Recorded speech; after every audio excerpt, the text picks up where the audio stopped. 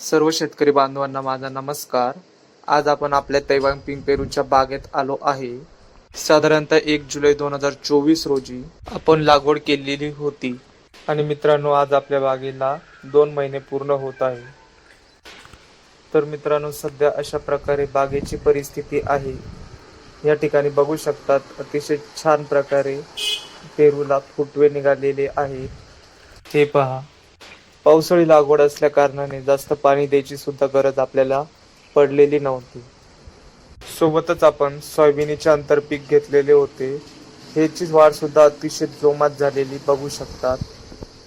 सर्वात महत्त्वाचे म्हणजे लागवड करण्यावेळी आपण घेतलेली काळजी म्हणजे या ठिकाणी बघू शकतात, पेरूच्या रोपापासून योग्य अंतर ठेवलेले आहे.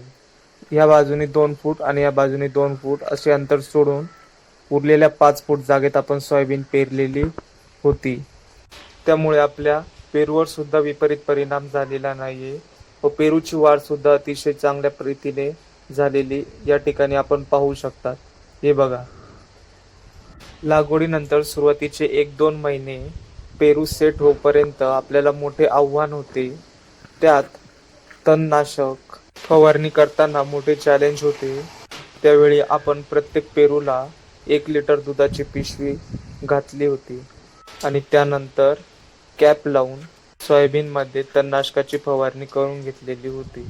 त्यामुळे आता या ठिकाणी आपण पाहू शकतात की तण बऱ्याच प्रमाणात कंट्रोल केलेले आहे. तर जवळपास अजून 1 महिन्याने आपली सोयाबीन काढण्यास येईल.